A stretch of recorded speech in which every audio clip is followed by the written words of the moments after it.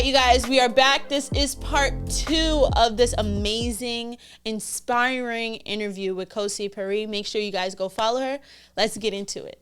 Being patient in a time where everything is at the tip of our finger, it's crazy. Yeah, technology's too advanced. I feel like we have too much access. Yeah. 100%. Back then, they didn't have as much access, so it was easier to focus on one thing and really perfect it. Nowadays, it's like we have too much access. We have TikTok. We have this. It's so hard to be a diamond in the rough. Yeah, That's because just what it is. everyone is just so much access. We don't even know what to do with it to the point where it's like we become stagnant or we just don't do anything. Absolutely. Like, it's just overwhelming, but definitely don't compare yourself. But you're also a woman of variety, right? So just like you said before, you don't just want to do music. Yeah. So you did venture into this business world. And it's crazy. Like, it's like everything this girl does, she does it like at the highest point and she's elite at it. So you started this business. And did you start it during the pandemic? Well, yeah, the idea was sparked during the pandemic. It's Plush Picnics NYC. So what it is, it's a luxury picnic service where we cater to groups up to 10. Okay. Well, sometimes 15, depending on, what my flexibility that week or that day. We also have plush play dates, plush movie nights. We have plush cinema experience, which is the movie nights where we set up in your backyard, indoors, dates. Outdoors.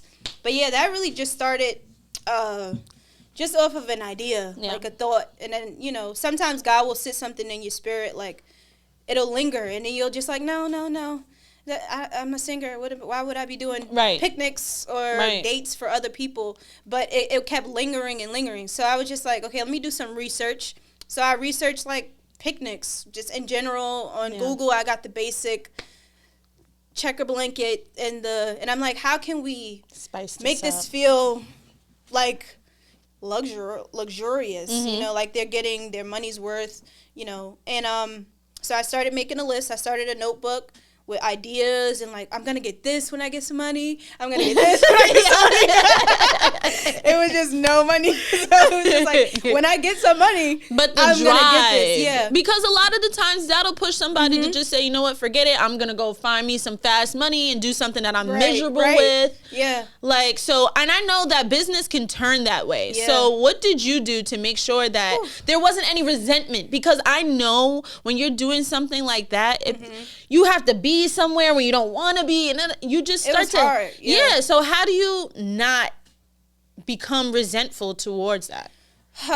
It's hard. Are you still learning? Yeah, I'm still learning. This is my first time as an entrepreneur. Like, I'm still learning. I'm learning so much, and I'm just setting up picnics throughout the city. New York. I'm in Manhattan. I'm in Brooklyn. I'm in the Bronx. I'm in Connecticut. I'm in this place, that place. I'm just Jersey. I'm all over the place, and I meet people. I'm meeting these people, and I'm having these intimate interactions with these men and women, these couples, their children sometimes, and it's like they give me advice because they could tell, like, wow, are you doing this alone? Even though my boyfriend helps me, but they're like, are you doing this alone? Did you come up with this idea alone? Is it just you two just like operating this business? And I'm like, yeah. Yes. I mean, this is what I do with music. I'm used to just operating it alone. So they give me advice. Like, I learned that along the way as like building as a businesswoman, just learning things, what not to do.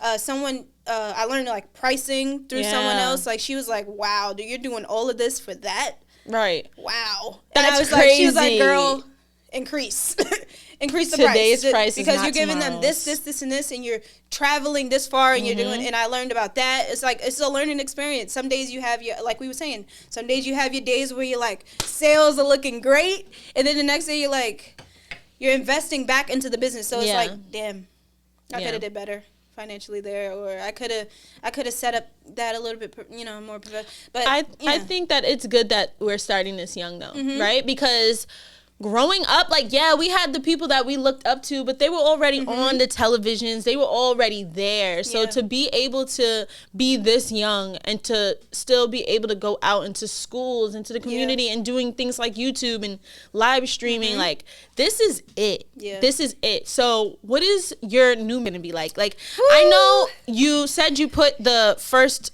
project together in a month. So are you still in that putting something together in an amount of time kind of vibe, or are you like throwing singles out? How are you doing things now? Well, now I figured out as an artist, it's good to have a manager for those things, because I was very just, very immature in a lot of ways. Just putting out music that I know is great, but as an artist, sometimes you have to kind of do it at the right time, warm it up, warm it up. And I was just so excited. I'm like, music, hits after hits, just throwing them out there, and it doesn't get heard. Doesn't matter how good you are as a singer, how good you are as an artist, how much work you put in. If no one's hearing it, it's kind of like, for what? So definitely having a manager helped me just figure out, okay, we're going to do this, plan this here, we're going to release that. That's like with the organization of it. But the new music now, the new music that, the unreleased tracks is definitely, it's a life changer. I want to say that. It's definitely a more mature version, a more mature perspective. Absolutely. I was, doing things from a very teenage perspective. Now I'm just really coming into womanhood and coming into this new character that I've created over the years. Even just being spiritual and just learning myself through God's eyes. I'm a completely different person now than I was like 5 years ago, 2 years ago, 2 months ago. Like things happen so 100%. Fast. But the just new music being is definitely managed, like. I know for me, this is why I love doing shows and things like that. I have a hard time being told what to do, when to do it. So how are you able to kind of navigate through that without feeling like, And I'm like, listen, people go through different managers and people have to go through things to learn that they need one. So how are you managing through it right now? And I'm, it might change, but how are you going through it? I have pride today. I have a lot of pride.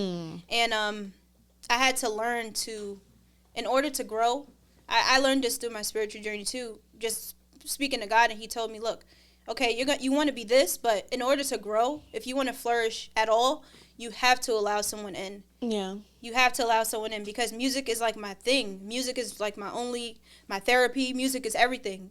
Music at some point was my boyfriend and my girlfriend, my whatever friend, and I had it so protected that I didn't want to share it almost to the point where I'm like, this is just for me and myself and I. But I learned to open up in that way and just allow things to happen.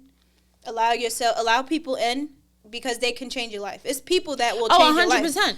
It's people that will change your life. And the people you would never expect it to be, So I'm like talking about strangers. Oh, yeah. What I was going to say, be teachable. Oh, 100%. Being teachable. Like, I know a lot of artists that are like, I got this. You can't tell me nothing. Beyonce, I know everything. Everything. But you have to be teachable. You have to be, that's what I was saying. You have to be confident enough to know no one can tell you you don't have talent.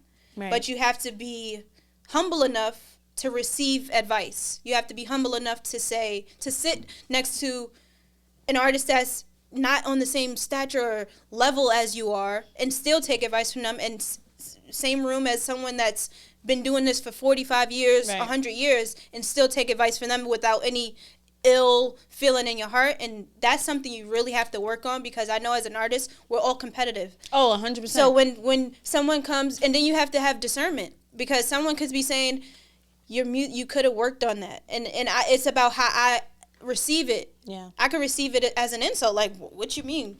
Right, it wasn't meant to be taken as that. Like, but it's about really just being teachable, being open, and understanding that people are the key to real success is people. Like, you have to work with people to really climb certain heights. As depending on how far you want to go, but the more open you are, the more people you know, people you meet, I feel like the further you will go. Absolutely. So where can people find you online so that they can happily anticipate this new music coming out? Everyone can follow me on Instagram. My music is on all streaming platforms, iTunes, Tidal, YouTube. I actually do vlogs on YouTube, so follow my YouTube as well. Cosi Pari is COSI.PARI. on all streaming platforms. Twitter, all of them, everything. Every single one you can think of. Everyone, go get it. Twitter, Instagram, Snapchat is all the same username. Make sure you guys go support another amazing artist, businesswoman, amazing human being. And I'm proud of you. I'm sorry to interrupt you, but I'm very proud of you. I just want to give you your flowers. In case, I never come to interview again, or for some odd reason, because it's like, why wouldn't I? Right. I mean, she's definitely performing at my next event.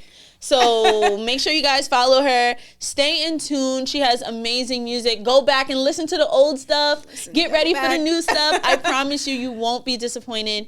And make sure you stick around for the next episode of The Hot Spot. Yay. Bye, guys.